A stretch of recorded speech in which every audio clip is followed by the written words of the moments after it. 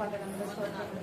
ఆయన నిలబడిన నేను ఇంత మాత్రంలో జ్ఞానం లేని దాన్ని ప్రభా, అనుభవం లేని దాన్ని అయినప్పటికీ మీ పాత్రగా నన్ను వాడుకొంచున్నారు. బట్టి నీకు వందనములు. నీ జ్ఞానమును, నీ తెలివిని, నీ వివేచనను నాలో ఉంచి ఈ ఆత్మ చేత నన్ను అభిషేకించి నన్ను బలంగా వాడుకునండి. నా నోటి నుంచి వెలువడే ప్రతి ఒక్క మాటను మీరు దీవెనకరంగా ఆశీర్వాదకరంగా మార్చమని ప్రార్థించేస్తున్నాం తండ్రి. విషయంలో వీళ్ళు కూడా మీ చేతులు ఎత్తి పట్టుకోనండి. వినగలిగే చెవిని, గ్రహించగలిగే ఆత్మను, హృదయాన్ని అందరికీ దయచేసి మీరు మహిమ పొందమని యేసు నామమున ప్రార్థన చేస్తున్నాము పరమ తండ్రి, ఆమేన్. పరిశుద్ధమైన బైబిల్ గ్రంథం నుంచి 2వ రాజుల గ్రంథము 4వ అధ్యాయము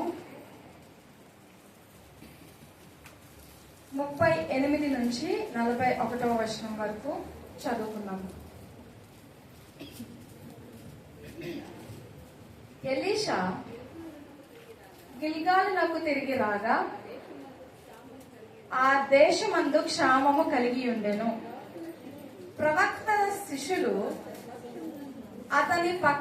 అతని సమక్షమునందు కూర్చుని ఉండగా అతడు తన పనివాణిని పిలిచి పెద్ద కుండ పొయ్యి మీద పెట్టి ప్రవక్తల శిష్యులకు కూర వంట చేయమని సెలవిచ్చెను. అయితే ఒకడు కూరాకులు ఏరుటకు పొలములోనికి పోయి వెర్రి ద్రాక్ష చెట్టును చూచి దాని గుణం ఎరుగక దాని తీగెలు తెంపి ఒడి నిండా పోసుకొని వచ్చి వాటిని తిరిగి కూరకుండలో వేసెను. తినుటకు వారు వడ్డింపగా ప్రవక్తల శిష్యులు రుచి చూచి, దైవజనుడా, కుండలో విషమున్నదని కేకలు వేసి దానిని తినక మానిరి. అతడు పిండి కొంత తెమ్మనెను. వారు తేగ కుండలో దాన్ని వేసి జనులు భోజనము చేయుటకు వడ్డించుడని చెప్పెను. వడ్డింపగా కుండలో మరి ఏ జబ్బు కనిపింపకపోయేను. దేవుని స్తోత్రం. ఇక్కడ ఒక సంఘటన మనకు కనిపిస్తుంది. దేవుని ప్రవక్త అయిన ఎలీషాను దేవుడు బలంగా వాడుకొని ఎన్నో అద్భుతమైన కార్యములు, సూచక క్రియలు ఆయన ద్వారా జరిగించారు. ఈ 4వ అధ్యాయంలో మనం ప్రారంభం నుంచి గమనించినట్లయితే చాలా సూచక్రియలు ఉంటాయి. ప్రాముఖ్యంగా ఒక 4 సూచక్రియలు ఉంటాయి. విధవరాలి యొక్క నూనెను సమృద్ధి చేయడం కానీ, షునేమి రాలి యొక్క కుమారుణ్ణి బ్రతికించడం కానీ, ఇప్పుడు మనం చదువుకున్న సంఘటన విషపూరితమైన ఆహారాన్ని బాగు చేయడం కానీ, దాని తర్వాత కానుకను, అర్పింపబడిన కానుకను అధికము చేయడం కానీ, ఇలా ఎన్నో సూచక్రియలు దేవుడు ఎలీషా ప్రవక్త ద్వారా జరిగించారు. ఇప్పుడు మనము ధ్యానిస్తున్న సంఘటన ఏంటంటే, ఒక విషపూరితమైన ఆహారాన్ని ఎట్టి రీతిగా దేవుడు ఎలీషాని ఉపయోగించుకొని ఎలీషా ద్వారా దాన్ని బాగు చేశాడు అనే దానిని మనం ధ్యానించుకున్నాం. ఈ వాక్యమును మనం శ్రద్ధగా ధ్యానించినట్లయితే దేవుడు దీంట్లో ఎన్నో ఆత్మీయ సత్యాలను మన కొరకు పొందుపరిచి ఉన్నారు. ఇక్కడ మనం గమనిస్తే ఎలీషా గిల్గాలు అనే ప్రాంతములకు వెళ్ళినప్పుడంట అక్కడ ఏమి కలిగి ఉందంట? క్షామము కలిగి ఉందంట. క్షామము అనగా కరువు అని అర్థం.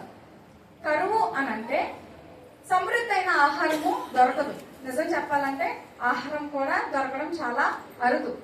సాధారణమైన ప్రజలు చాలా ఇబ్బంది పడేవారు. కానీ దేవుని ప్రవక్తలు గాని, ప్రవక్తను అనుసరించి నడుచుకునే శిష్యులు గాని ఎప్పుడు కూడా ఇబ్బంది పడినట్టు మన బైబిల్ గ్రంథంలో మనం చూడలేదు. ఎందుకంటే దేవుడు వారిని ఆహారం చేత పోషించారు. వారికి కరువులో కూడా సమృద్ధైన ఆహారాన్ని పెట్టి పోషించారు. అలా ఎలీషా ఒకసారి ఈ కరువు ప్రాంతమైన గిల్గాలు ప్రాంతమునకు వచ్చినప్పుడు తనతో ఉన్న శిష్యులకు ఆహారము పెట్టాలి అని తన పనివారిని పిలిచి, మీరు వెళ్ళి ఒక పొయ్యిని సిద్ధపరిచి దాని మీద ఒక పెద్ద కుండను సిద్ధపరిచి నా శిష్యుల కొరకు ఒక భోజనమును, వారి కొరకు మంచి ఆహారాన్ని, భోజనాన్ని మీరు సిద్ధపరచండి అని సెలవిచ్చారు.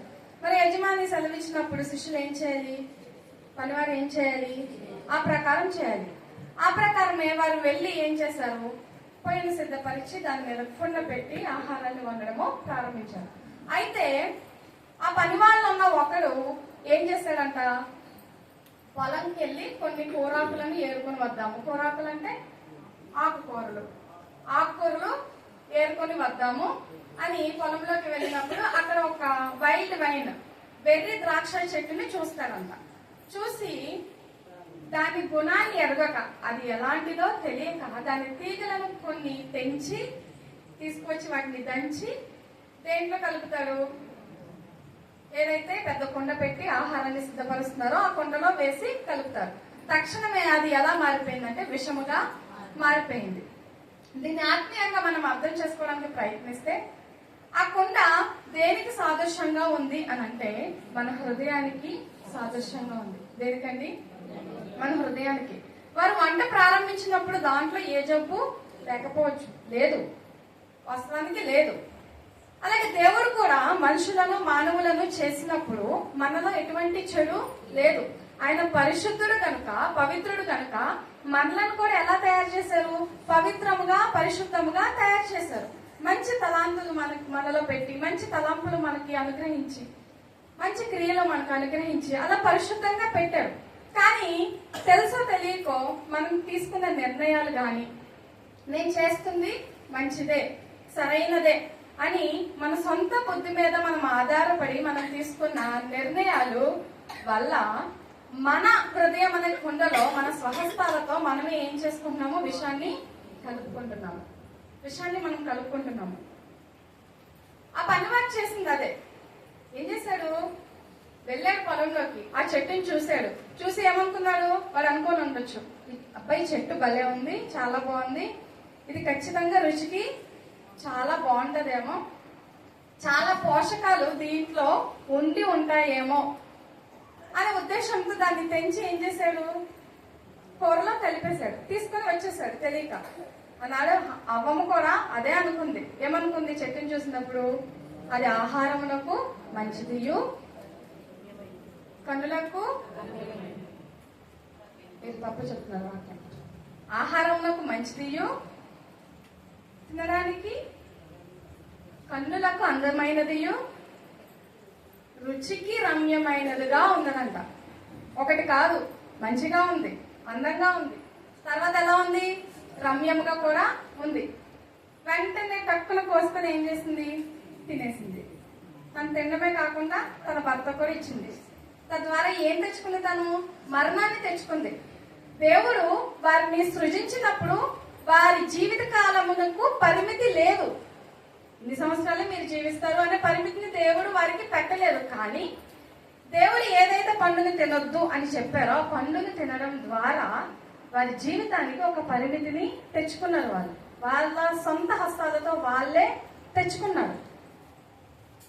వారి పరిమితి ఏం పెట్టలేదు. దేవుడు ఒక మాట అంటారు, నీవు మన్ను నుంచి తీయబడ్డావు, నీవు మన్ను కనుక మన్నైపోదువు. ఒకవేళ పండు తినకపోతే అతను మన్ను కాకపోదుడేమో.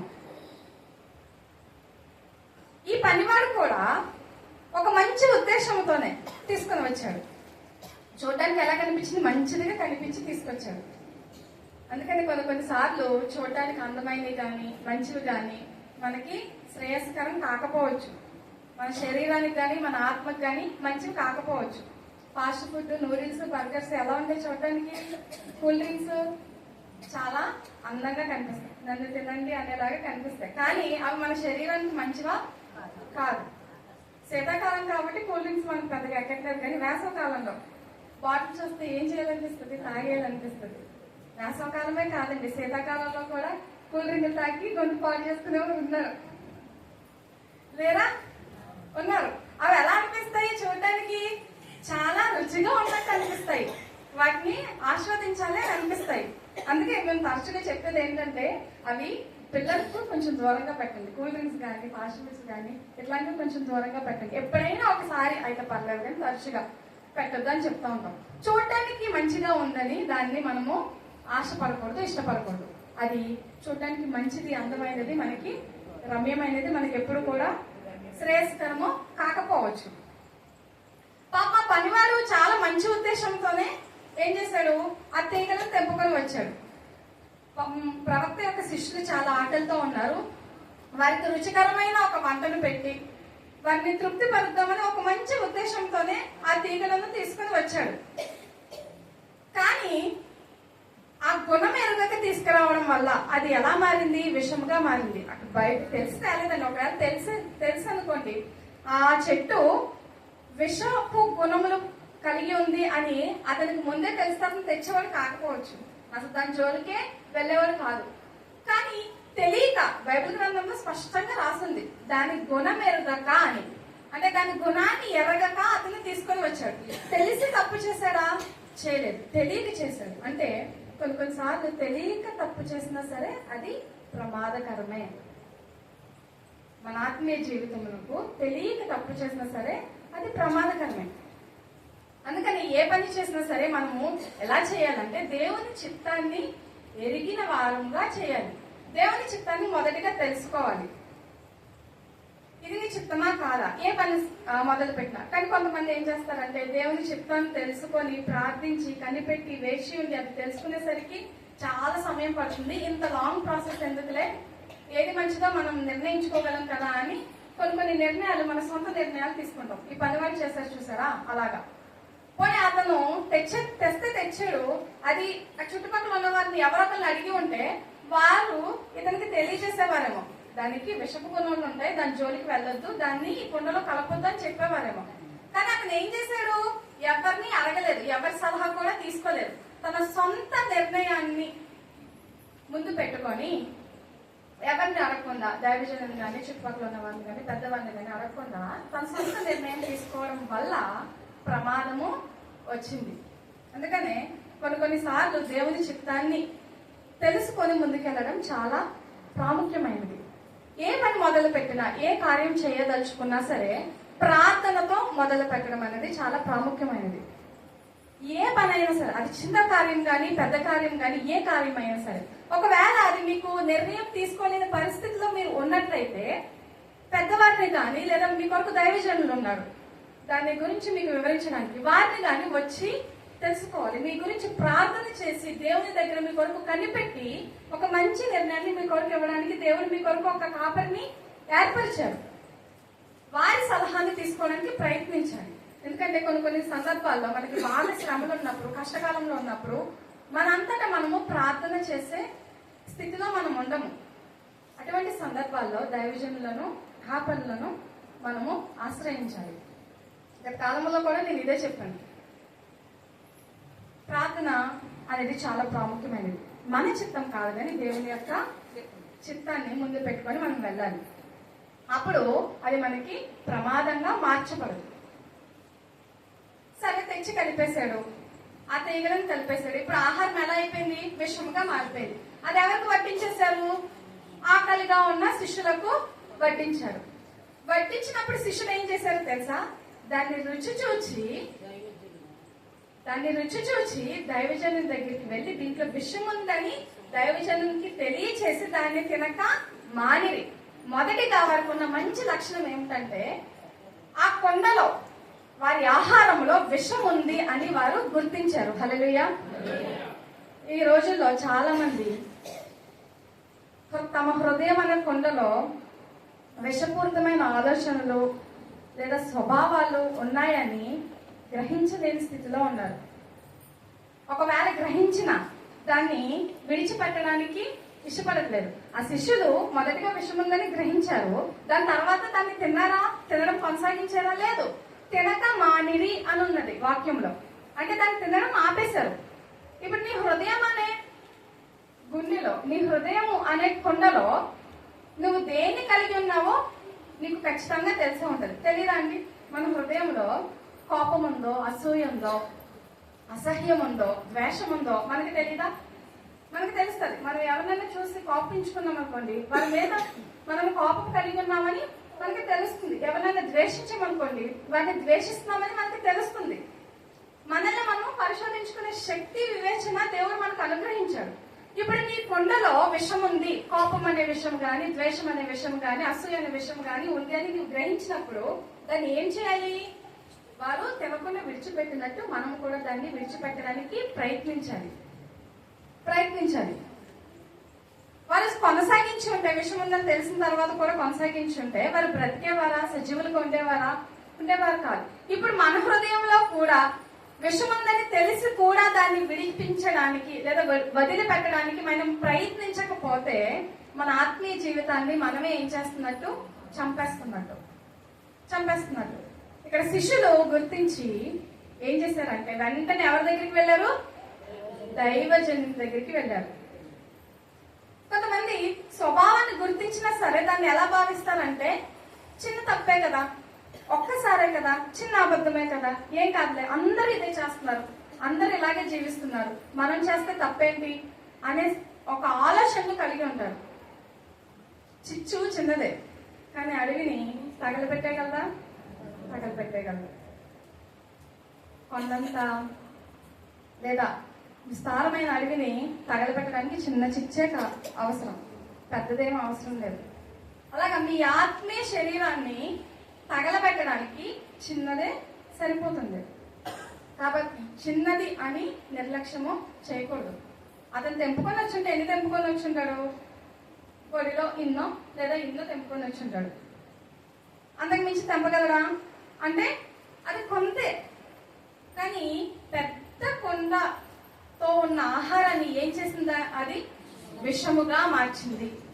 కాబట్టి నీ హృదయము అనే కొండలో ఏ చిన్న తప్పిదం ఉన్నా సరే అది చిన్నదే కదా అని నిర్లక్ష్యం చేయకూడదు. కానీ ఈ శిష్యులు చేసిన రీతిగా ఏం చేశారు? ఈ శిష్యులు వెంటనే తమకు కాపరిగా ఏర్పరచబడిన దైవజనుని దగ్గరకు వెళ్ళారు. వెళ్ళి ఏం చేశారు? ఈ కొండలో విషం ఉంది అని ఆయనకు తెలియజేశారు. వారు అక్కడ వారి సొంత నిర్ణయాన్ని తీసుకోలేదు. ఆ కొండలో ఉన్నది విషం కదా, మనమైతే ఏం చేస్తామండి? అయ్యో ఇది విషంగా ఉంది, దొమ్మని మనకలాగే ఎవరన్నా తెలియక తినేస్తారేమో అని గబగబ తీసుకెళ్ళి ఏం చేస్తాం? మనం కాళ్ళ పారేస్తాం. అది సొంత నిర్ణయం. కానీ ఈ శిష్యులు ఇక్కడ సొంత నిర్ణయాన్ని తీసుకున్నారా? తీసుకోలేదు. వెంటనే తమ పైన కాపరిగా ఉన్న దైవజనుని దగ్గరికి వెళ్ళారు. వెళ్ళి విషయాన్ని అంతా కూడా తెలియచేశారు.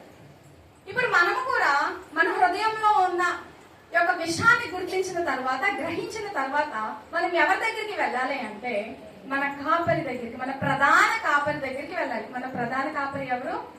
యేసుక్రీస్తు ప్రభు. హల్లెలూయా. ఈ ఎలీషా ఎవరిని పోలి ఉన్నాడంటే మనలను రక్షించిన మన రక్షకుని పోలి ఉన్నాడు.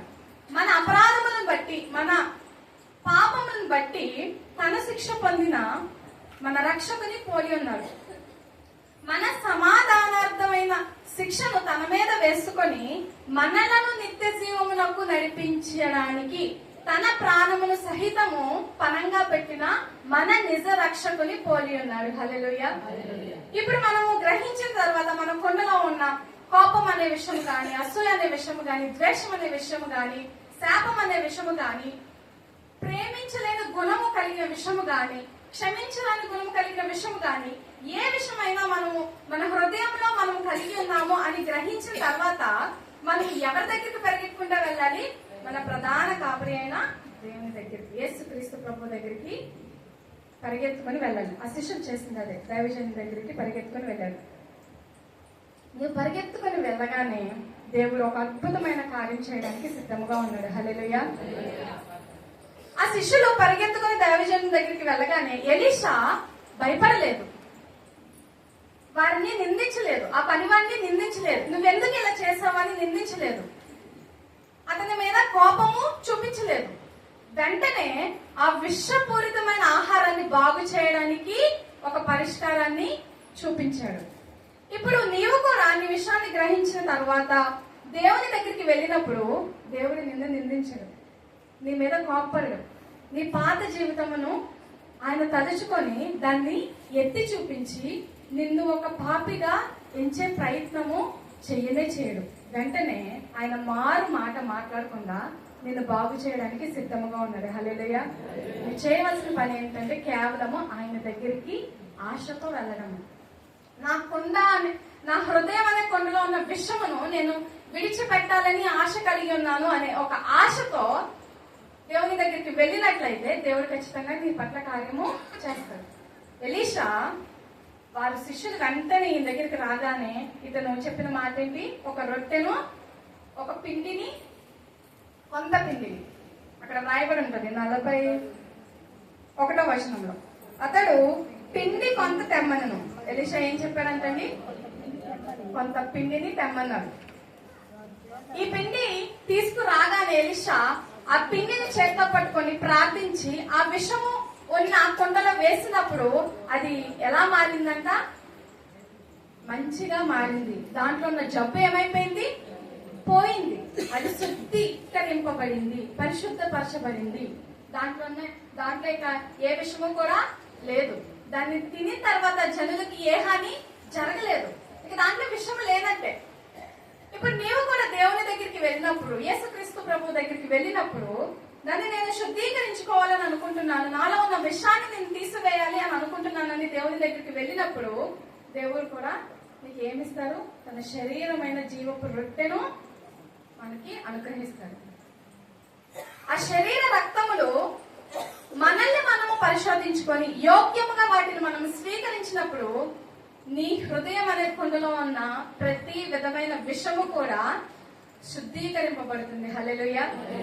దాంట్లో ఇంక ఏ జబ్బు కూడా ఉండదు.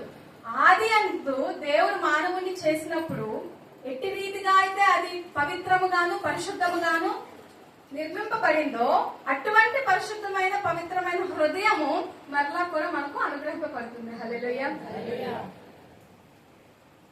దేవుడు తన జీవపు రొట్టెను మనకి ఇవ్వడానికి సిద్ధంగా ఉన్నాడు. మనకి ఇక 2 రోజులు సమయం ఉంది. ఈ రాత్రికాల సమయము, అలాగే రేపు శనివారం రాత్రికాల సమయంలో మనము ఆయన శరీర రక్తములను, ఆయన మనకు అనుగ్రహించే జీవపు రొట్టెను తీసుకోవడానికి మనలను మనము సిద్ధపరచుకోవాలి. ఎట్టి రీతిగా అయితే శిష్యులు మొదట ఆ కొండలో ఉన్న విషయాన్ని గ్రహించి దాన్ని తినడం మానేసి దైవజనుని దగ్గరికి వెళ్ళి ఆయన యొక్క సహాయమును కోరుకున్నారో, ఇప్పుడు మనము కూడా మన హృదయంలో ఉన్న యొక్క విషయాన్ని, అందరి హృదయంలో ఒకటే విషయం ఉండదు. కొంతమందికి కోపం ఎక్కువ ఉంటుంది. మన కోపం ఎక్కువ తగ్గించుకో అంటే నాకేం కోపం కాదు, అది నా స్వభావం అంటే. కొంతమంది కోపం ఎక్కువ ఉంటుంది, కొంతమందికి అసూయ ఎక్కువ ఉంటుంది, కొంతమందికి గుసగుసలాడే ఒక అలవాటు ఉంటుంది. అది సంఘంలో కానీ, బయట కానీ, కుటుంబంలో కానీ. కొంతమందికి ప్రేమ అనేది మొక్కల్లోనే కనిపించదు. నవ్వు ఉండదు, ప్రేమ ఉండదు, సమాధానం ఉండదు, సంతోషం ఉండదు. ఇలా ఒక్కొక్కరు ఒక్కొక్క విషయంతో నిండి ఉంటారు. అది చిన్న మోతాదులో కానీ, పెద్ద మోతాదులో కానీ. అది చిన్నగా ఉన్న ప్రమాదమే, పెద్దగా ఉన్న ప్రమాదమే. కాబట్టి మీ హృదయంలో ఏది ఉందో మీకు దేవునికి తప్ప ఇంకెవ్వరికి తెలియదు. ఇది వాస్తవం. నిజంగా మీ పక్క వారికి తెలీదు, మీ భర్తలకి తెలీదు, మీ భార్యలకు తెలీదు, మీ పిల్లలకి తెలీదు, మీ బంధువులకి తెలీదు. ఎవరికి తెలుస్తుందంటే కేవలం ఇద్దరికే తెలుస్తుంది. అది మీకు, దేవునికి. ఇప్పుడు దేవునికి ఆల్రెడీ తెలుసు మీ కొండలో ఏ విషయం ఉందో, మీకు కూడా తెలుసు. కానీ కొంతమంది దాన్ని గ్రహించరు. ఎందుకంటే సాధారణంగా మనం మానవులం కాబట్టి మనం చేసే పనులు మనకి మంచిగా అనిపిస్తాయి. నేను చేసేది కరెక్టే అనిపిస్తుంది. ఎవరికైనా అంతే. మనం చేసేది ఎప్పుడు కూడా మనకి తప్పుగా అనిపించదు. అది ఎదుటి వారికి బాధకరంగా ఉంటుంది, వారికి కొంచెం ఇబ్బందిగా ఉంటుంది. కానీ మనకి మాత్రం అది ఎలా అనిపిస్తుంది? మంచిగానే అనిపిస్తుంది. అంటే మనల్ని మనం ఇంకా గ్రహించలేదని, మన కొండలో ఎటువంటి విషయంలో మనము భద్రంగా దాచుకున్నామో అది మనం ఇంకా గ్రహించలేదు. ఇప్పుడు మనం మొదట చేయాల్సిన పని ఏమిటంటే మన కొండలో ఏ విషయం ఉందో దాన్ని గ్రహించాలి. దాన్ని గ్రహించిన తరువాత మనం దైవజనుని దగ్గరికి వెళ్ళాలి, మన ప్రధాన యాజకుని దగ్గరికి వెళ్ళాలి. అప్పుడు ఆయన మీకు ఏమిస్తారు? జీవపు రొట్టెను అనుగ్రహిస్తారు. మరి దాన్ని తీసుకోవడానికి మనం సిద్ధంగా ఉన్నామా లేదా అనేది రాత్రికాల సమయంలో మనల్ని మనము జ్ఞాపకం చేసుకోవాలి. ఎందుకంటే బైబిల్ గ్రంథము సెలవిస్తుంది, ఆయన వాక్యం సెలవిస్తుంది, ఎవరైతే దీన్ని అయోగ్యముగా తీసుకుంటారో వారికి శ్రమ. కాబట్టి దాన్ని అయోగ్యముగా కాదు, కానీ మొదట మనలను మనము పరీక్షించుకొని మనలో ఉన్న విషయాన్ని గ్రహించుకొని దాని ద్వారా మనల్ని మనం శుద్ధీకరించుకొని మనలో ఉన్న జబ్బును తొలగించుకొని మనము పరిశుద్ధులుగా మార్చబడాలి. రాత్రికాల సమయంలో ఒక్కసారి మనము పరీక్షించుకుందాము. అందరూ మోకరించి మన హృదయాలని మనము పరీక్షించుకోవడానికి ఒకసారి ప్రయత్నం చేద్దాము. రాత్రికాల సమయంలో దేవుడు మనకు అనుగ్రహించిన వాక్కు నిమిత్తము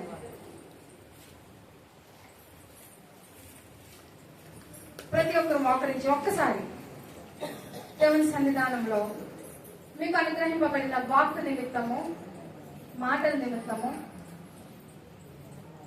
ఈ మాటలు ఎట్టి రీతిగా మనకు క్షేమము కలిగజేయబడ్డాయి. ఒకసారి దేవుని సన్నిధిలో ప్రార్థన చేసుకున్నాము. నిజమే, నా హృదయంలో ఉన్న విషమును నేను గుర్తించలేకపోతున్నానేమో ప్రభా, నాకు సహాయం చేయవా. దాన్ని గ్రహించగలిగినప్పుడు మాత్రమే దాన్ని మనం విడిచిపెట్టగలము. దాన్ని గ్రహించకుండా మనము దాన్ని విడిచిపెట్టలేము, దాన్ని వదిలిపెట్టలేము. కాబట్టి మొదట దేవా, నా హృదయం అనే కొండలో ఉన్న విషమును నేను తెలియక చేసిన తప్పుల ద్వారా గాని, నేను తెలియక చేసిన అతిక్రమముల బట్టి గాని, ఒకవేళ నా కుండలో విషము చేరినట్లయితే, నా హృదయంలో విషము చేరినట్లయితే, రాత్రికాల సమయంలో మీ పాదములకి చెంత మేమందరం చేరి ఉన్నాం తండ్రి. మా హృదయములను శుద్ధీకరించుకోవడానికి మేము ఆశ కలిగి ఉన్నాం దేవా. నువ్వు అడిగిన వెంటనే కార్యం చేసే దేవుడు కదా నాయన. రాత్రికాల సమయంలో మా హృదయములను శుద్ధీకరించుకోవడానికి మాకు ఒక్క అవకాశాన్ని ఇవ్వండి. నీ జీవపు రొట్టెను తీసుకునే యొక్క భాగ్యమును, అర్హతను మేము పొందుకోవడానికి మాకు సహాయం చేయలేవానికి ఒకసారి దేవుని సన్నిధానంలో ప్రార్థన చేసుకున్నాం. ఎలీషా దేవుని శక్తి చేత ఆ విషపూరితమైన ఆహారాన్ని జబ్బులేని దానిగా శుద్ధీకరించి దాన్ని అనేక మందికి ఆహారముగా తెచ్చిపెట్టాడు. దేవుని శక్తి ద్వారానే అంత గొప్ప అద్భుత కార్యములు దైవజనులు చేయగలిగినప్పుడు, దేవుడే స్వయంగా అట్టి కార్యము మన జీవితంలో చేస్తే అది ఇంకెంత అద్భుతంగా ఉంటుందో కదా. ఒకసారి దేవుని సన్నిధానంలో ప్రార్థన చేసుకున్నాము. ప్రతి ఒక్కరు మీ హృదయంలో ఉన్న దానిని గ్రహించడానికి ఆత్మీయ కన్నులను నాకు అనుగ్రహించదేవా అని ఒక్కసారి నోరు తెచ్చి ప్రార్థన చేద్దాం. పరమందు ఆశీర్వదమైన మా ప్రియా పరలోకపు తండ్రి, మీ ఘనమైన నామమునకు, ఉన్నతమైన నామమునకు వందనములు, స్తుతులు, స్తోత్రములు దేవా. నాయన, నీ దైవజనులను జాన్ వెస్లీ గారిని నీవు దర్శించి ఏర్పరిచిన ఈ ప్రతిష్ట కూడికల్లో భాగంగా ఈ మొదటి దినము రెండవ కూడికలో మమ్మల్ని అందరినీ సమకూర్చినందుకు నీకు వందనములు దేవా. రాత్రికాల సమయంలో ఒక ఆత్మీయమైన ఆహారం చేత మమ్మల్ని బలపరిచారు, అందుని బట్టి నీకు వందనములు తండ్రి. నీ దైవజనులు చేసిన గొప్ప కార్యములు మాకు వివరించారు, అందుని బట్టి నీకు వందనములయ్యా. ఆయన మేము తెలియక చేసిన తప్పులు మాకు శాపంగా మార్చుతాయా, విషపూరితముగా మా హృదయములను మార్చుదయ్యా, కఠినముగా మా హృదయములను మార్చుదయ్యా. నీవు కలిగి ఉన్న ప్రేమను, పరిశుద్ధతను, పవిత్రతను, సమాధానమును, సంతోషమును మేము కూడా కలిగి ఉండడానికి మీ సహాయం దయచేయండి దేవా. నీకు వందనములు తండ్రి. ఒకవేళ నా హృదయం అనే కొండలో విషం ఉన్నట్లయితే దాన్ని తొలగించండి. మా సంఘము అనే కొండలో విషం ఉన్నట్లయితే దాన్ని తొలగించండి. మా కుటుంబం అనే కొండలో విషం ఉన్నట్లయితే దాన్ని తొలగించండి. శుద్ధీకరించండి తండ్రి, పరిశుద్ధపరచండి దేవా. నీవు పరిశుద్ధుడు కనుక నిన్ను అనుసరించి బ్రతికే మేము కూడా పరిశుద్ధులుగా ఉండడానికి సహాయం దయచేయమని ప్రార్థన చేసినాం తండ్రి. నీకు వందనములు, స్తోత్రములు. ఇక్కడ కూడి ఉన్న ప్రతి ఒక్కరిని మీరు జ్ఞాపకం చేసుకున్నాను ప్రభా. ప్రతి హృదయాన్ని నీవు పరిశోధించి తెలుసుకోగలిగిన దేవుడు తండ్రి. ప్రతి హృదయాన్ని నీవు పరీక్షించండి, దాంట్లో అపవిత్రతను తీసివేయండి, పరిశుద్ధపరచండి దేవా. నీకు వందనములు, స్తోత్రములు తండ్రి. రాబోయే శనివార కాలంలో మేము యోగ్యముగా నీ రొట్టె ద్రాక్షరసమును తీసుకొని సంపూర్ణ పరిశుద్ధులుగా మేము మార్చబడ్డానికి మీ సహాయం దయచేయమని ప్రార్థన చేసినాం తండ్రి. అడిగిన వెంటనే అనుగ్రహించే దేవుడు. ప్రవక్త యొక్క శిష్యులను ఎట్టి రీతిగా అయితే గొప్ప కార్యం చేత కాపాడేవో, సజీవులుగా ఉంచావో, మేము కూడా నిత్య నరకాగ్నులకి వెళ్లకుండా నిత్య జీవమునకు వెళ్ళడానికి అర్హత కలిగిన వారమై ఉండి అటువంటి భాగ్యమును మేమందరము పొందుకోవడానికి మీరు సహాయం దయచేయండి. దేవానికి వందనములు. గతపడిన వాక్యమును దీవించి ఆశీర్వదించండి. ఇది మా హృదయంలో నూరంతలుగా ఫలించడానికి మీ సహాయం దయచేయండి. దీనిని మేము విడిచిపెట్టకుండా వదిలివేయకుండా మా జీవితములకు అనువదించుకొని దీని నుండి వచ్చిన సంపూర్ణమైన ఆశీర్వాదమును మేము పొందుకోవడానికి మీ సహాయం దయచేసి మమ్మల్ని ఇంకా నీ వాక్య చేత బలపరిచి మీరు దీవించి ఆశీర్వదించి కూడిక యొక్క ఆశీర్వాదము మా మీద, మా కుటుంబముల మీద, మా గ్రామముల మీద మీరు కృమ్మరించి మీరు మహిమ పొందమని యేసుక్రీస్తు శ్రేష్టమైన నామమున అడిగి వేడుకొని ప్రార్థన చేసినాము తండ్రి. ఆమేన్. పరలోకమందున మా తండ్రి, నీ నామము పరిశుద్ధపరచబడును గాక, నీ రాజ్యం వచ్చును గాక, నీ చిత్తం పరలోకమందు నెరవేరినట్లు భూమి యందు నెరవేరును గాక. మారుదిన ఆహారం నేడు మాకు దయచేయము. మా రుణస్థులను